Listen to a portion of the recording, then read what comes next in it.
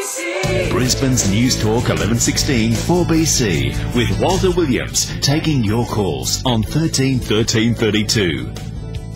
There's no business like show business, like no business I know. Everything about it is appealing. Everything the traffic will allow. Nowhere could you Brisbane's answer to Mr. Show Business is with us tonight, Damien Lee. Thank you. My official title, please. Minister for the Arts. Minister for the Arts. There we go. Yes. Which is a bit of a shock to my first guest. It is indeed. Because he was in the chair you've been in for quite some time. For 8 years. 8 years he was there. 8 long years. And he's still got his sanity, which is amazing. I'll be lucky to get through this year and keep my sanity. What makes you think that, Walter? This is radio after all. It is Sanity indeed. goes out the window. No, you're not wrong. And tonight, thanks to the Stage Door Dinner Theatre, we're lucky enough to have you in our studios to talk about Behind the Bright Lights. It's a bit surreal, really, having you back in at this time of night. Yes, it is. It's past my bedtime. Not really. We're in Tech Week for the show. That's so true.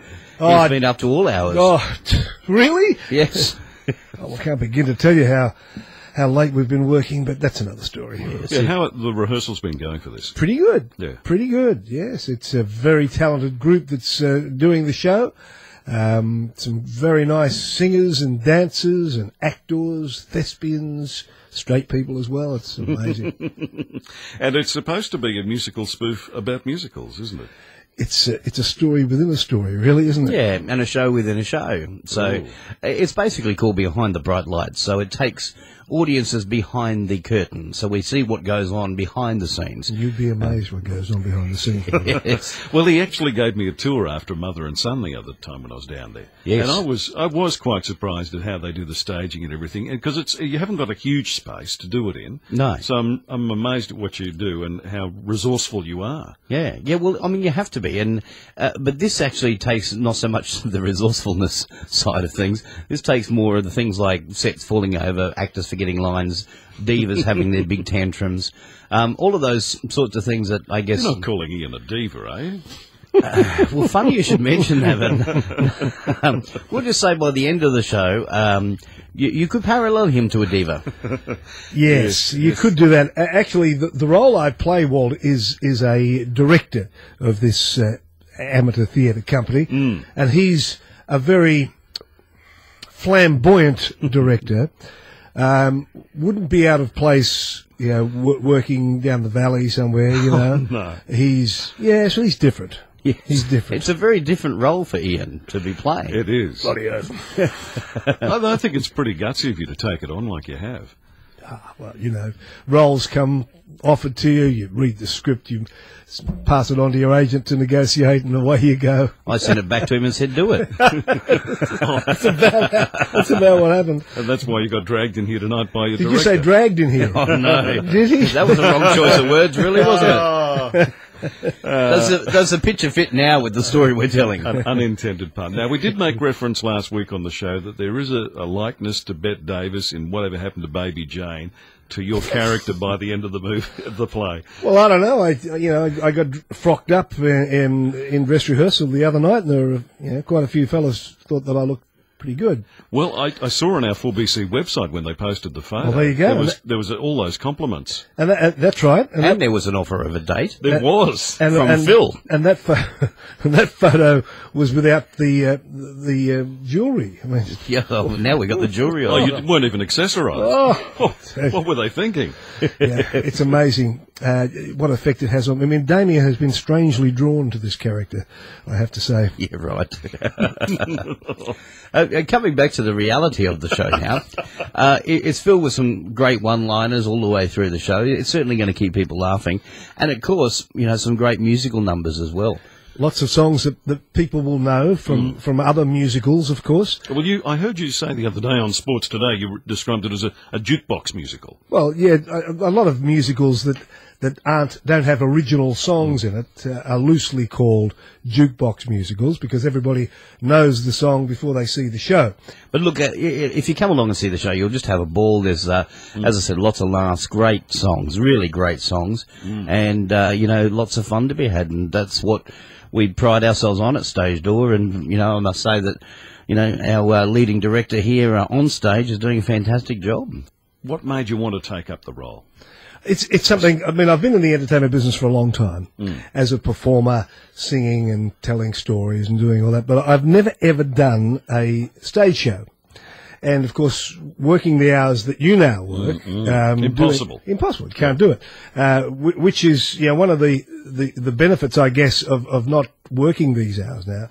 And Damien said, well, there's a role here if you're game. And I said, well, I'm game, darling.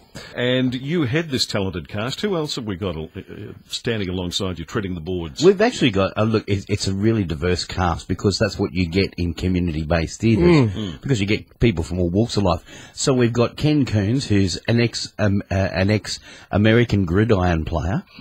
Ken's so about big guy. He's about 8 foot tall, and about 8 foot wide. Yeah, and bald as a badger. Yes. Yep, and he's just such the nicest guy and very funny on stage. Very funny. Facial Does he get to expressions. frock up too? Well, we can't. Yeah, we can't tell you what happens too much.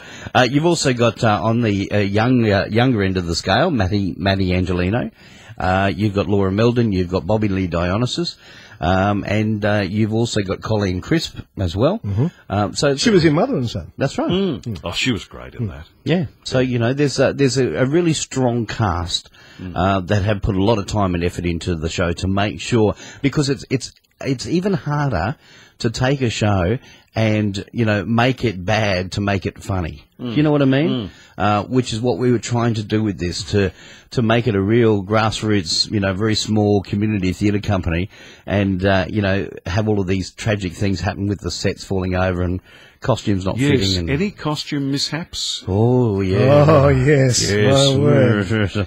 Some and some were planned as well. That's right. That's right. It wasn't all Janet Jackson style. Suffice to say, there are quite a few revealing things that happen in this show. There are, and look, that's what people like as well, and having a good laugh. I mean, there's a classic line that Ian says as a flamboyant director after everything's sort of fallen apart and the whole thing's come to a grinding halt, and he says, he can understand why some mammals eat their children. That's Exactly. a great line. Tyler is my character's name. Tyler Goldstein. Oh, I've got a nephew who's been named Tyler. Okay. I hope he doesn't Don't turn put him out. on the stage. I hope he hasn't turned out that way. Haven't seen him for a while. So this starts on this Saturday night. Yeah, we open Saturday night. Yeah. And it's going through till Saturday the 2nd of October, just before my 40th birthday. There you go. Which is fantastic. But if you And- want to see Mr. Maurice here in the role, he will only be playing the role up until the 18th of September. Yes, Oh, okay. yes, I have Limited season. another engagement overseas. Of course you do. Yes, Yes, you've got to be going to the London stage. I'm somebody to know, really. That's right. He's off to perform with Andre. And, Oh, yes. And Michael Ball. Michael And Ball. on board the Queen Mary too. Yeah, It's a tough life, but you've got to do it. and that's why we were very fortunate to get his debut performance before those others got in line and wanted him as well. Yes, well, Looking forward to this. it's This a is great going to pleasure, be my good. boy. It's a great pleasure. And it'll be playing Wednesdays to Saturdays at 8 o'clock, with Saturday matinees as well. That's right. too. Yes. Gee, that'll keep you busy. Oh, yes. Yeah. And tickets well priced too. What are they, from $27.50? From $27.50, and that's for the show onlys, right up to, so you can have either show only or dinner and show, and dinner and show goes up to $66 for Yeah, adults. but you get a big fee. You get a 3-course meal and show for that, and that includes all your booking fees and GST, so Fantastic. And that booking number again? is 32161115. Oh, that We've never done that. we used to always have stereo, but now what's this? How do you call that? Triophonic. Yeah, just below quadraphonic. Can I just try that one more time? 'Cause I sure. found that rather We couldn't. exciting. We'll try. What's that number again?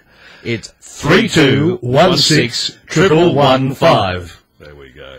Behind the Bright Lights. Check out the show, a musical spoof about musicals, a high-energy program with more sequins and glitz than Mardi Gras. And still to come tonight with our Minister for the Arts, as we go behind the bright lights of some other productions around town, Alex Comben's going to join us from Cat on a Hot Tin Roof. That's right. We'll also take you down south for the launch of Ben-Hur, the spectacular, and Shadowlands, the classic C.S. Lewis play as well. So lots to come.